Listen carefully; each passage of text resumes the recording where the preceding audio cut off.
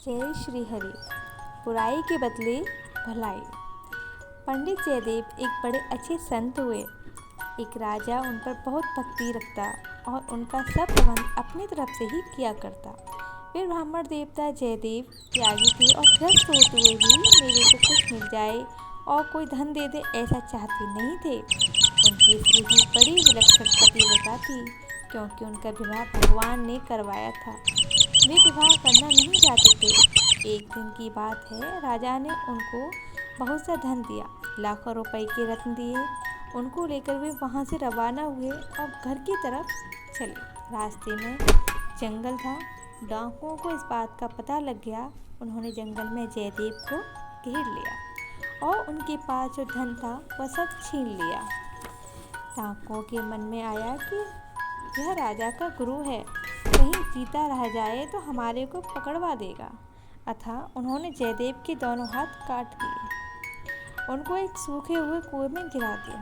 जयदेव कुएं के भीतर पड़े रहे। एक दो दिन में राजा जंगल में आया। उसके आदमियों ने पानी लेने के लिए कुएं में लोटा डाला तो वे कुएं में बोले कि भाई ध्यान रखना, मेरे को लग ना जाए, इसमें जल नहीं है, क्या करते हो। उन लोगों ने आवाज़ सुनी तो बोले कि यह आवाज़ तो पंडित जी की है। पंडित जी यहाँ कैसे आए। उन्होंने राजा को कहा कि महाराज, पंडित जी तो कुएं में बोल रहे हैं। राजा वहाँ गया, रस्सा डालकर उनको कुएं से निकाला तो देखा कि उनके दोनों हाथ कटे हुए हैं। उसने पूछा कि ये कैसे हुआ। तो वे बोले कि भाई देखो, जैसा हमारा प्रबंध था वैसा हो गया। उनसे बहुत कहा कि बताओ तो सही, ऐसा कौन ने किया, परंतु उन्होंने कुछ नहीं बताया। यही कहा कि हमारे कर्मों का फल है। राजा उनको घर पर ले आए, उनकी मलहम पट्टी की, इलाज किया, खिलाने पिलाने आदि सब तरह से उनकी सेवा की। एक दिन की बात है, जिन्होंने जयदेव के हाथ काटे वे चारों डाकू साधु के वेश में वहीं आ गए। उनको राजा ने भी देखा और जयदेव ने उनको पहचान लिया कि वे डाकू हैं। उन्होंने राजा से कहा, देखो राजन, तुम धन लेने के लिए बहुत आग्रह किया करते हो। धन लेने के लिए अगर धन देना हो तो वो चारों जा रहे हैं, मेरे मित्र हैं, उनको धन दे दो। मेरे को धन दो या मेरे मित्रों को, एक ही बात है। राजा को आश्चर्य हुआ कि पंडित जी ने कभी उम्र भर में किसी के प्रति आप दे दो ऐसा नहीं कहा, पर आज उन्होंने कह दिया है। राजा ने उन चारों को बुलाया। वे आए और उन्होंने देखा कि हाथ कटे हुए पंडित जी वहाँ बैठे हैं तो उनके प्राण सूखने लगे कि अब कोई आफत आएगी, अब ये हमें मरवा देंगे। राजा ने उनके साथ बड़े आदर का बर्ताव किया। उनको खजाने में ले गए। उनको सोना चांदी महरें आदि खूब दी।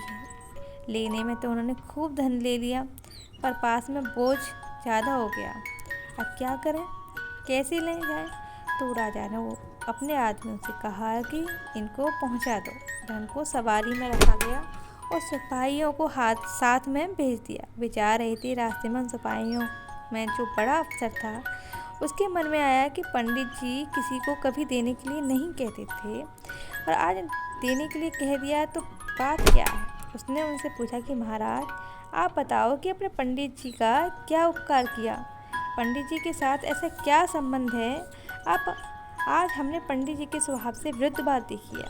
बहुत वर्षों से देखता हूँ कि पंडित जी किसी को ऐसा नहीं कहते कि तुम इसको दे दो, पर इसके लिए ऐसा कहा, आपके लिए तो कोई बात तो होगी। वे चारों आपस में एक दूसरे को देखने लगे, फिर बोले, ये एक दिन मौत के मुंह में जा रहे थे तो हमने इनको मौत से बचाया। इनके हाथ ही काटे, नहीं तो गला काट जाता। उस दिन का ये बदला चुका रहे हैं। उनकी इतनी बात पृथ्वी सह नहीं सकी। पृथ्वी फट गई और वे चारों पृथ्वी में समा गए। सिपाही लोगों को बड़ी मुश्किल हो गई कि अब धन कहाँ ले जाएं। वे तो पृथ्वी में समा गए। अब वे वहाँ से लौट पड़े और आकर सब बात बताई। उनकी बात सुनकर पंडित जी जोर जोर से रोने लगे और रोते रोते आंसू पहुँचने लगे तो उसके हाथ साबित हो गए। यह देखकर राजा को बड़ा आश्चर्य हुआ कि यह क्या तमाशा है, हाथ कैसे आ गई। राजा ने सोचा कि वे उनके कोई घनिष्ठ मित्र होंगे, इसलिए उनके मरने से पंडित जी रोते हैं उनसे पूछा कि महाराज बताओ तो सही क्या बात है।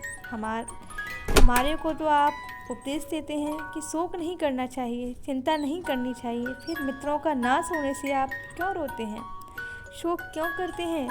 तो बोले कि ये जो 4 आदमी थे, इन्होंने ही मेरे से धन छीन लिया और हाथ काट दिए। राजा ने बड़ा आश्चर्य किया, कहा कि महाराज हाथ काटने वालों को आपने मित्र कैसे कहा। जयदेव बोले कि देखो राजन, एक जबान से उपदेश देता है और एक क्रिया से उपदेश देता है। क्रिया से उपदेश देने वाला ऊंचा होता है। मैंने जिस हाथों से आपसे धन लिया, रतन लिए, वे हाथ काट देने चाहिए। ये काम उन्होंने कर दिया और धन भी ले गए तथा उन्होंने मेरा उपकार किया, मेरे पर कृपा की, जिससे मेरा पाप कट गया, इसलिए वे मेरे मित्र हुए। रोया मैं इस बात के लिए कि लोग मेरे को संत कहते हैं, अच्छा पुरुष कहते हैं, पंडित कहते हैं, धर्मात्मा कहते हैं, और मेरे कारण से उन बेचारों के प्राण चले गए। अतः मैंने भगवान से रो रो करके प्रार्थना की कि हे नाथ, मेरे को लोग अच्छा आदमी कहते हैं तो बड़ी गलती करते हैं। मेरे कारण से आज 4 आदमी मर गए तो मैं अच्छा कैसे हुआ। मैं तो बड़ा दुष्ट हूँ स्वामी। हे नाथ, मेरा कसूर माफ़ करो। अब मैं क्या करूँ, मेरे हाथ की बात कुछ रही नहीं तथा प्रार्थना के सिवा और मैं क्या कर सकता हूँ। राजा को बड़ा आश्चर्य हुआ और बोला कि महाराज, आप अपने को अपराधी मानते हो कि 4 आदमी मेरे कारण मर गए, तो फिर आपके हाथ कैसे आए। वे बोले कि भगवान अपने जन के अपराधों को, पापों को, अवगुणों को देखते ही नहीं, उन्होंने कृपा की तो हाथ आ गए। राजा ने कहा कि महाराज, उन्होंने आपको इतना दुख दिया, आपने उनको धन क्यों दिलवाया। ये बोले कि देखो राजन, उनको धन का लोभ था और लोभ होने से वे और किसी के हाथ काटेंगे। अतः विचार किया कि आप धन देना ही चाहते हैं तो इतना धन दे दिया जाए इनको, जिससे बेचारों को कभी किसी निर्दोष की हत्या न करनी पड़े। मैं तो संतोष हूँ, सदा संतोष रहता हूँ, इसलिए मुझे दुख दिया, परंतु वे किसी निर्दोष को दुख ना दें, इसलिए मैंने उनको भरपेट धन दिलवा दिया। राजा को बड़ा आश्चर्य हुआ। उसने कहा कि आपने मेरे को पहले क्यों नहीं बताया। वे बोले महाराज, अगर मैं पहले बताता तो आपको उनको दंड देते आप। मैं उनको दंड नहीं दिलाना चाहता, मैं तो उनकी सहायता करना चाहता था, क्योंकि उन्होंने मेरे पापों का नाश किया है, मेरे को क्रियात्मक उपदेश दिया है। मैंने तो अपने पापों का फल भोगा है, इसलिए मेरे हाथ कट गए। नहीं तो भगवान के दरबार में भगवान के रहते किसी को अनुचित दंड दे सकता है, कोई नहीं दे सकता। यह तो उनका उपकार है कि मेरे पापों का भुगत कर मेरे को शुद्ध किया है। इसके था से सिद्ध होता है, सुख या दुख देने वाला कोई दूसरा नहीं, कोई दूसरा सुख दुख देता नहीं। यह समझना कुबुद्धि है।